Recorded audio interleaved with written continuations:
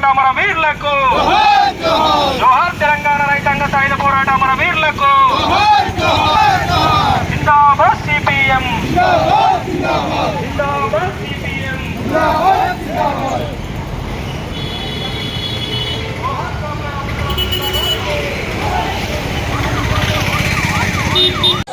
జోహార్ తెలంగాణ సాయుధ పోరాట అమర వీరులకు జోహార్ కామ్రేడ్ బత్తమిల్లారెడ్డి గారికి జోహార్ కామ్రేడ్ అమృతలాల్ శుక్లా గారికి జోహార్ సింగిరెడ్డి భూపతి రెడ్డి గారికి జోహార్ గడ్డం తిరుపతి రెడ్డి గారికి జోహార్ కామ్రేడ్ కరోల నర్సయ్య గారికి జోహార్ తెలంగాణ రైతాంగ సాయుధ పోరాట అమర వీరులకు సాధిద్దాం అమర వీరుల ఆశయాలతో జిందాబాద్ సిపిఎం జిందాబాద్ సిపిఎం శాంతి ప్రకాష్ శుక్లా గారు అదేవిధంగా సీకే పార్టీ జిల్లా కార్యదర్శి సీకే పార్టీ జిల్లా సభ్యులు జిల్లా నాయకులు అందరూ కూడా అమరవీరుల చిత్రపటాలకు సాధిద్దాం అమరవీరుల ఆశయాలను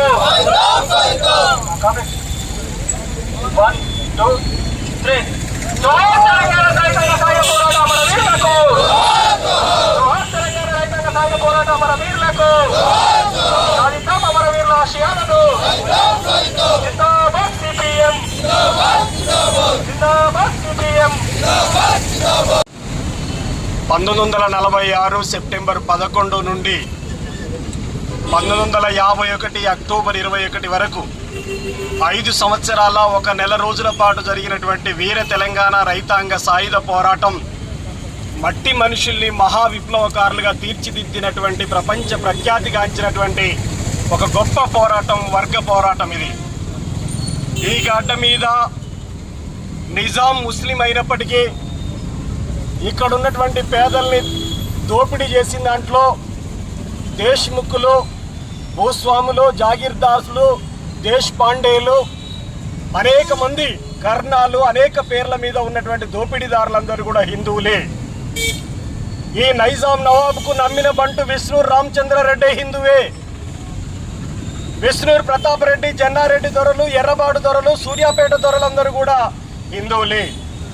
దోపిడీ చేసేవాళ్ళు ముస్లింలు, హిందువులు ఒకటిగానే ఉన్నారు. దొరలు, భూస్వాములు, నిజాం నవాబు అందరూ ఒకే తల్లి పిల్లల్లాగా కలిసి ఉన్నారు. కానీ వాళ్ళు ఏం చేశారు? ఈ గడ్డ పైన వాళ్ళు ఏం చేశారంటే, ఈ దేశంలో మెజారిటీ ప్రజలు వాళ్లకు సెంటు గుంట భూమి ఉంటే వాళ్ళ భూమిలో దున్నుకోవడానికి వీల్లేదు. వాళ్ళ పంట మీద వాళ్ళకు హక్కు లేదు. వాళ్ళు పంట పండిస్తే ఆ పంట మొత్తం కూడా ఈ దొర గడీలు నింపాలి, ఈ నైజాంకు పన్ను కట్టాలి. ఆ రోజులలో ఎవరు కొత్తగా పెళ్లి చేసుకున్నా ముందు దొర గడికి పంపాలి. అదేవిధంగా బట్టలు ఊడదీసి బతుకమ్మలు ఆడిచ్చేటువంటి పరిస్థితి ఉండేది. ఒక తల్లి చంటి బిడ్డకు పాలు ఇవ్వాలంటే రొమ్ము పిండి పాలు వచ్చిన తర్వాతనే ఆ బిడ్డకు పాలు ఇచ్చడానికి పంపించేటువంటి పరిస్థితులు ఉండేవి. అంతేకాదు ఆడవాళ్ళ మానాల మీద కారం పొడి చల్లినటువంటి కర్కశుల్లాగా మారినటువంటి పరిస్థితులు ఉండేది. ఇవేదో రజాకార్ సైన్యాలు మాత్రమే చేసినవి కాదు. ఈ ప్రాంతంలో ఉన్నటువంటి నిజాం నమ్మినటువంటి బంటుగా ఉన్నటువంటి విష్ణూర్ రామచంద్రారెడ్డి గుండాలు ఆ కిరాతకమైనటువంటి ఘాతుకాలకి పాల్పడ్డారు. ఆ రోజుల్లోనే మొట్టమొదటిసారిగా ఆంధ్ర మహాసభ కామ్రేడ్ మాడపాటి హనుమంతరావు గారు, అదేవిధంగా కామ్రేడ్ అమృతలాల్ శుక్లా గారు, అనేక మంది యోధులు మొట్టమొదటిసారిగా మెదక్ జిల్లా జోగిపేటలో ఆంధ్ర మహాసభ పెట్టి, ఇక్కడ చదువు లేకపోవటం వల్లనే ఈ పరిస్థితి ఎదురవుతోంది. అప్పుడు నైజాం ఆదేశించాడు, కేవలం ఉర్దూ మాత్రమే మాట్లాడాలని చెప్పాడు, తెలుగు మాట్లాడుకోవడానికి వీల్లేదని చెప్పాడు. అప్పుడే భాషా ఉద్యమాన్ని ప్రారంభించింది ఆంధ్ర మహాసభ.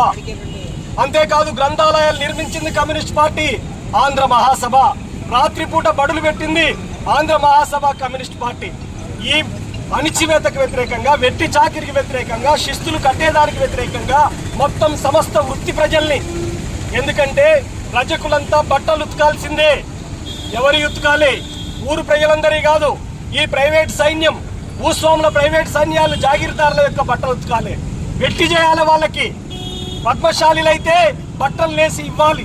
మీరు కొనుక్కోవడానికి వీల్లేదు, మీరు అమ్ముకోవడానికి వీల్లేదు. మీరు చేనేత మగ్గం మీద తయారు చేసినటువంటి పట్టు వస్త్రమైనా సరే ముందు పటేల్ పట్టు వారికి ఇవ్వాల్సినటువంటి పరిస్థితి ఉండేది. అంతేకాదు మాదిగలంతా చెప్పులు కుట్టి ఇవ్వాలి, మాలలు వెట్టి చేయాలి. ఇట్లాంటి సమస్త వృత్తుల మీద అట్లాంటి ఆధిపత్యం, అవమానాలు, పీడన కొనసాగుతున్న నేపథ్యంలోనే ఆంధ్ర మహాసభ ఏర్పడి ఈ ప్రాంత ప్రజలందరినీ చైతన్యం చేసింది. అప్పటికే 1917లో రష్యాలో లెనిన్ నాయకత్వంలో విప్లవం జయప్రదమైంది.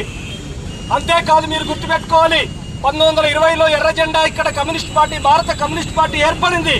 ఈ వెలుగులో నుంచే కమ్యూనిస్ట్ పార్టీ సాధారణమైనటువంటి యువకులు కామ్రేడ్ భీమిరెడ్డి నరసింహారెడ్డి నాయకత్వంలో అనేక మంది పోరాటంలో ఉన్నారు. బద్దం ఎల్లారెడ్డి, రావి నారాయణ రెడ్డి, మల్లు వెంకట నరసింహారెడ్డి, వీళ్ళందరికీ ఒక రాజకీయ గురువులాగా కామ్రేడ్ పుచ్చలపల్లి సుందరయ్య అనేక మంది పోరాటంలో ఒరిగారు. మనందరం ఇక్కడ ఆలోచించాలి, రజాకార్ సైన్యాలు పెట్టినటువంటి చిత్రహింసలన్నీ ఎవరికి మద్దతుగా పెట్టాయి? ఇక్కడ దొరల భూములు కాపాడడానికి పెట్టాయి. దొడ్డి కొమరయ్య 1946 జూలై 4వ తేదీన ఒక ర్యాలీ జరుగుతుంది. దున్నేవానికే భూమి కావాలనేటువంటి ఒక ర్యాలీ జరుగుతూ ఉంటే ఆ ర్యాలీ మీద తుపాకీ కాల్పులు జరిగితే అక్కడికక్కడే మరణించాడు. అట్లాగే వీరనారి ఐలమ్మ గొప్ప అమోఘమైనటువంటి పాత్ర ఈ పోరాటంలో నిర్వహించింది. నువ్వు అదనా సాకలు దానివి, బట్టలు ఎత్తుకోవాల్సిన దానివి, నువ్వు కౌలుకు భూమి తీసుకొని పంట తీస్తావా? బట్టలు ఎత్తుకొని బతకాల్సిన దానివి, పంట తీసి రైతు అవుతావా అని చెప్పేటువంటి పద్ధతులలో విశ్రూర్ రామచంద్రారెడ్డి గుండాలను పంపించిండు. గుండాలను పంపించి ఇంటి మీద దాడి చేసిండు. తన భర్తను చంపేసిల్లు, తన బిడ్డ పైన అత్యాచారం చేసిల్లు, తన కొడుకుల్ని జైలు పాలు చేసిల్లు. ఆ ఊర్లో బాంబు దాడులు కూడా చేశారు. సభ నిర్వహించనీయలేదు. గండ్రగొడ్డలెత్తింది ఐలమ్మ. ఐలమ్మ ముస్లిం కాదు, ఐలమ్మ హిందూ మహాసభలో లేదు. ఐలమ్మ ఉన్నది ఆంధ్ర మహాసభలో ఉంది. ఐలమ్మ ఉన్నది కమ్యూనిస్ట్ పార్టీ ఎర్ర జెండా పట్టుకొని పోరాడింది ఐలమ్మ అనేటువంటిది నేను చెప్పదలిచాను. దొడ్డి కొమరయ్య పట్టుకున్నది ఎర్ర జెండా. ఈ పోరాట వారసత్వాన్ని ఎంత మనం పరిశీలిస్తే రజాకార్ సైన్యాలు, కాసిం రజ్వీ వాళ్ళ సైన్యాధిపతి, నిజాం నవాబు పేరు మనందరికీ తెలుసు, మీర్ ఉస్మాన్ అలీ ఖాన్. ఈయన 7వ నవాబుగా ఉన్నటువంటి వాడు. మొత్తం ప్రాంతం అంతా కూడా వాళ్ళ చేతుల్లోనే ఉన్నటువంటి పరిస్థితి ఉంది. అందుకనే సోదరులారా, మనం ఆలోచించాల్సింది ఒక్కటే, నైజాం ముస్లిం అయినా, రజాకార్ సైన్యాధిపతి ముస్లిం అయినా, ఈ రజాకార్ సైన్యంలో ఎవరున్నారు? ఆ రజాకార్ సైన్యానికి ఉపాధ్యక్షుడిగా విశ్రూర్ రామచంద్రారెడ్డి ఉన్నాడు. రజాకార్ సైన్యం అంటే మొత్తం ముస్లిం సైన్యం కాదు, దాంట్లో దళితులు ఉన్నారు, వృత్తిదారులు ఉన్నారు, అందరినీ చేర్చిండు విశ్రూర్ రామచంద్రారెడ్డి. అంటే ఇక్కడ మట్టి మనుషుల మీద దౌర్జన్యాలు చేయడానికి రజాకార్ సైన్యంతో చేతులు కలిపినోడు విశ్రూర్ రామచంద్రారెడ్డి. అందుకనే దొరలు, భూస్వాములంతా కూడా వాళ్ళే అనేది నేను చెప్పదలిశాను. అంతేకాదు, పటేల్ సైన్యాలు వచ్చాట ఇప్పుడు బీజేపీ వాళ్ళు సభ పెడుతున్నారు.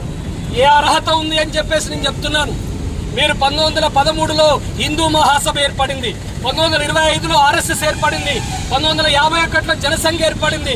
మరి కమ్యూనిస్ట్ పార్టీ ఈ తెలంగాణ గడ్డ మీద మట్టి మనుషులందరినీ పోరాటం చేస్తూ ఉంటే ఇది హిందూ ముస్లిం పంచాయతీగా మీరు మారుస్తున్నారు. మీరు చూడండి, ఒక గొప్ప సీనియర్ జర్నలిస్టు షోయబుల్లా ఖాన్ అనేటువంటి జర్నలిస్టు ఇమ్రోజ్ అనేటువంటి పత్రిక పెట్టి ఈ నైజాం ఆకృత్యాలకు వ్యతిరేకంగా గంటాపదంగా కథనాలు రాస్తా ఉంటే ఈ నిజాం గూండాలు, కిరాయి గూండాలు చంపేసిర్రు. మక్తుమ్ మొయినుద్దీన్ కమ్యూనిస్ట్ పార్టీ నాయకుడు, ఆయన కామ్రేడ్స్ అసోసియేషన్ స్థాపించిండు. అంతేకాదు, ఆయనే కాదు, షేక్ బందగి మొట్టమొదటిసారిగా కామారెడ్డి గూడెంలో నేను పన్ను కట్టను అన్నందుకు గాను ఆయనని కిరాతకంగా చంపిల్లు. వీళ్ళందరూ ఎవరు ఆకృత్యాలకు బలైపోయారు? ఈ నిజాంకు వ్యతిరేకంగా బలైపోయారు. నిజాం ముస్లిం అయితే వీళ్ళు రాజీ పడాలి కదా, నిజాం ముస్లిం అయితే వీళ్ళు రాజీ పడాలి కదా. ఎందుకు పడలేదు అంటే దోపిడికి వ్యతిరేకంగా పోట్లాడింది వాళ్ళు. దీనికి కుల ప్రస్తావన కూడా తీసుకొస్తున్నారు కామ్రేడ్స్. ఆలోచించాలి. భీమిరెడ్డి నరసింహారెడ్డిదే కులం, అమృతలాల్దే శుక్లాదే కులం, కర్రోల నర్సయ్యదే కులం, గడ్డం తిరుపతి రెడ్డిదే కులం, సింగిరెడ్డి భూపతి రెడ్డిదే కులం, ఈ ప్రాంతంలో ఉన్నటువంటి మట్టి మనుషులు ఉన్నటువంటి పేదవాళ్ళది ఏ కులం ఆలోచించమని చెప్పేసి అడుగుతున్నాను. దీంట్లో మత ప్రస్తావన లేదు. ఒకవేళ మీరు అప్పటికే పుట్టుంటే తెలంగాణ విమోచన దినం అంటున్నారు కదా, ముస్లిం నుంచి విముక్తి అయింది హైదరాబాద్ అంటున్నారు కదా, ఆ పోరాటంలో మీరు ఎక్కడున్నారు? ఈ నల్గొండ, వరంగల్, ఖమ్మం మొత్తం గ్రామాలు తిరగండి, ఒక గుండ్రాంపల్లి తిరగండి, ఒక కామారెడ్డిగూడెం తిరగండి, ఒక నీర్మాల తిరగండి, కడవెండి, పాలకుర్తి, బైరాన్పల్లి, గాలిపల్లి, ఇట్లా రండి మీరు తిరగడానికి. ఎక్కడైనా ఒక స్తూపం కనబడితే ఆ స్తూపం ఎర్ర జెండాదయ్యింది తప్ప, కమ్యూనిస్ట్ పార్టీదయ్యింది తప్ప, బీజేపీకి ఏం సంబంధం? ఆర్ఎస్ఎస్కి ఏం సంబంధం? కమ్యూనిస్ట్ పార్టీలో నడిపినటువంటి పోరాటంతో మీరెందుకు ఆర్భాటం చేస్తున్నారు? ఇది విమోచనను ఎట్లా అంటారో? చివరిగా నేను చెప్పదలుచుకున్నది ఒకటే, నిజాం నవాబుకి రాజ్ ప్రముఖ ప్రకటించింది ఎవరు? నెహ్రూ పటేల్ సైన్యాలు వచ్చిన తర్వాత పోయింది అనేది పచ్చి అబద్ధం. నెహ్రూ పటేల్ సైన్యాలు ఎప్పుడు వచ్చినాయి? మొత్తం దేశంలో 565 సంస్థానాలలో 3 సంస్థానాలు విలీనం కాలే. వీళ్ళు ఈ మాట చెప్తున్నారు బీజేపీ వాళ్ళు. కాశ్మీర్ గురించి నేను మాట్లాడతా, మీకు సమాధానం ఉందా? కాశ్మీర్లో గుర్తుపెట్టుకోండి, కాశ్మీర్లో రాజా హరిసింగ్ అనేటువంటి ఒక హిందూ రాజుకు వ్యతిరేకంగా షేక్ అబ్దుల్లా అనేటువంటి ఒక నాయకుడు ఇక్కడ ఏదైతే భూమి కోసం పోరాటం జరుగుతుందో, దున్నేవానికే భూమి కావాలని పోరాటం జరుగుతుందో ఆ పోరాటం అక్కడ ముస్లింలు నడిపారు. అప్పుడు ఏమన్నారు ఈ ఆర్ఎస్ఎస్ బీజేపీ వాళ్ళు? ఏమన్నారంటే ఈ భారతదేశంలో విలీనం కావటానికి వీల్లేదని చెప్పారు. భారతదేశంలో విలీనం కావద్దన్నారు. మరి ఇప్పుడు ఇక్కడ ఎందుకు మాట్లాడుతున్నారు? రాజు హిందూ అయితే ఒక రకంగా, రాజు ముస్లిం అయితే మరొక రకంగా మాట్లాడతారా మీరు? ఇది మత పంచాయతా, ఇది వర్గ పోరాటమా తేల్చండి అని చెప్పి నేను కోరుతా ఉన్నాను. చివరికి ఏంది, కాసిం రజ్వీ రజాకార్ సైన్యాధిపతి దొంగచాటుగా ఈ నెహ్రూ పటేల్ వీళ్ళే ఏం చేశారో తెలుసా? ఆయనను దొంగచాటుగా పాకిస్తాన్ కు తరలించారు. ఇక్కడ ఉంటే కమ్యూనిస్టులు చంపేస్తారని చెప్పి భయపడి అక్కడికి పంపించారు. అందుకనే కమ్యూనిస్టులే నిజమైనటువంటి వారసులు ఈ పోరాటానికి. ఈ మతోన్మాదులకు ఏ రకమైనటువంటి మాట్లాడేటువంటి నైతిక అర్హత లేదు. ఎందుకు లేదంటే ఈ పోరాటంలో మీరు ఎక్కడ కనపడరు. ఈ అనువంత సంబంధం మీకు లేదు. కేవలం మత పంచాయతీగా చూస్తా ఉన్నారు. దేశ స్వాతంత్ర పోరాటంలో పాల్గొనకుండానే దేశభక్తులు అంటారు. తెలంగాణ సాయుధ పోరాటంలో పాల్గొనకుండానే తెలంగాణ విమోచన సభలు పెడతారు. మీకు ఎక్కడిదయా అర్హత అని నేను అడుగుతున్నాను. ఈ రోజు నరేంద్ర మోడీ వీళ్ళందరూ అంటున్నారు చూడండి మీరు. ప్రకాష్ రెడ్డి అనే బీజేపీ నాయకుడు ఎవరన్నాడో తెలుసా? ఐలమ్మదేం పోరాటం అయ్యా, చిట్టెలక పోరాటం అన్నాడు. ఐలమ్మను కించపరుస్తూ మాట్లాడిండు, దొడ్డి కొమరయ్యను కించపరుస్తూ మాట్లాడిండు. మరి ఇలాంటి వాళ్ళకి ఈ పోరాటం మీద ఏమాత్రం గౌరవం ఉంది? ఎవరు వారసులు ఈ పోరాటానికి? కమ్యూనిస్టులు వారసులు. ఇదిగో చూడండి, అమృతలాల్ శుక్లా గారి కుమారుడు శాంతి ప్రకాష్ శుక్లా గారు ఇక్కడికి వచ్చారు. కర్రల నర్సయ్య గారి కుమారుడు వచ్చి వెళ్ళారు. ఇట్లాంటి వాళ్ళందరూ కమ్యూనిస్ట్ పార్టీ వాళ్ళ తల్లులు తారుదలు నడిపింది. ఈ సిరిసిల్ల గడ్డ అనేటువంటిది ఇది ఎర్ర గడ్డ, ఇది విప్లవాల పురిటిగడ్డ. ఈ సిరిసిల్ల మీ అందరికి తెలిసి ఉండాలి. ఈ ప్రాంతంలో 2 ఎమ్మెల్యేలుగా గెలుపొందారు పీడీఎఫ్ నుంచి. నేరెళ్ల ప్రాంతం నుంచి కర్రల నర్సయ్య గారు అయితే సిరిసిల్ల ప్రాంతంలో ఒక ప్రభుత్వ ఉపాధ్యాయుడిగా వచ్చినటువంటి ఆయన ఈ ప్రాంతానికి పీడీఎఫ్ నుంచి ఎమ్మెల్సీ గెలిచాడు. జైలు గోడలు ఎక్కి దూకాడు, అనేక నిర్బంధాలు ఎక్కి దూకాడు అమృతలాల్ శుక్లా గారు. వాళ్ళందరూ పట్టుకున్న జెండా ఏ జెండా అనుకుంటున్నారు? నేను అదే ఇప్పుడు సభ పెట్టబోతున్నారు హైదరాబాద్ లో. నేను ఈ సవాల్ విసురుతున్నాను. కమ్యూనిస్టుల రక్తంతో తడిసినటువంటి పోరాటాన్ని మీరు కమలం జెండా పెట్టి ఎలా నడుపుతారు? మీరు కాషాయ జెండాను, కమలం జెండాని అదా పాతాళంలోకి తొక్కి మీకు దమ్ముంటే ఆ రోజు ఐలమ్మ పట్టుకున్న జెండా, ఆ రోజు దొడ్డి కొమరయ్య పట్టుకున్న జెండా, ఆ రోజు అమృతలాల్ శుక్లా పట్టుకున్న జెండా, ఆ రోజు భర్త వెల్లారెడ్డి పట్టుకున్నటువంటి ఎర్ర జెండాను పరేడ్ గ్రౌండ్ లో పాతి సభ పెట్టమని చెప్పి నేను కోరుతా ఉన్నాను. మీకేమైనా దమ్ముందా పని చేయడానికి? దమ్ము ధైర్యం లేదు. చరిత్రను వక్రీకరిస్తారా? చరిత్రను మారుస్తారా? ఎవరి కోసం మీరు ఇది చేస్తున్నారు? ప్రజల మధ్యలో మత కలహాలు పెడతారా? ప్రజల మధ్యలో కుల కొట్లాటలు పెడతారా? వీటి కోసమైనా మీరు పుట్టింది? మేము ఉద్యోగాలు ఇచ్చినాం, మా కోట్లేయండి అని అడుక్కోండి. మేము పిల్లలకు చదువు చెప్పినాం, మా కోట్లేయండి అని అడుక్కోండి. మేము జీడిపిని పెంచినాం, మా కోట్లేయండి అని అడుక్కోండి. మీ ఓట్ల కోసం జరిగిన చరిత్రని, వాస్తవ చరిత్రని తప్పుదోవ పట్టిస్తారా?